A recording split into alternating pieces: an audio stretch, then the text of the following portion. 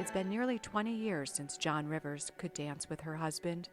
She lives with pain every minute of every day. My pain started at the birth of my daughter 41 years ago, and it's been persistent, consistent, getting worse. The pain in her pelvic area became so severe that eventually John couldn't leave home. I had to stop doing everything. It was too painful to move, it was too painful to sit, I couldn't drive. She couldn't go to the gym, walk her dogs, or swim. The thought of dancing with her husband, Ray, a ballroom dance coach, unbearable. He wants to take me in his arms and dance with me, but there's no way I would tell him it hurts. To dance with Ray again,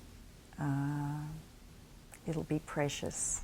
To just really want to dance and not just to pretend. After years of treatments, including epidural blocks and acupuncture, John learned to cope by sitting on special tennis balls and an ice pack. Her doctors put her on high-dose pain meds. Drugs keep me going at the moment, and it's not a way to live your life. Finally, some hope.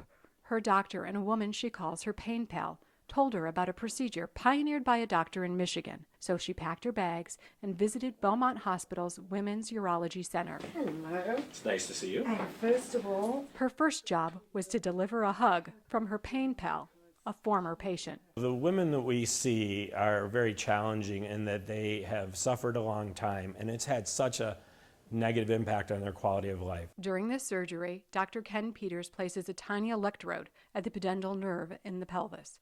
It emits a low-level pulse that sends a message to the brain to override abnormal signals that cause bladder problems and pelvic pain. The procedure is called pudendal neuromodulation. What happens a lot in these patients who are suffering from voiding dysfunction and pelvic pain is there's something wrong in that communication, and that the wrong signals are being sent through the nerves to those organs, which then lead to the underlying problem. After 2 weeks of measuring the impact of the device on John's pain symptoms, she returned to the operating room. This time, Dr. Peters implanted a permanent device, which acts much like a heart pacemaker, constantly sending those pulses and giving John some relief for the years to come. It's an amazing thing, and when you make somebody better who no one else has been able to help, I mean, as a physician, nothing feels better than that. since the surgery, I am a new woman. The pain has diminished to the point where my husband can take me in his arms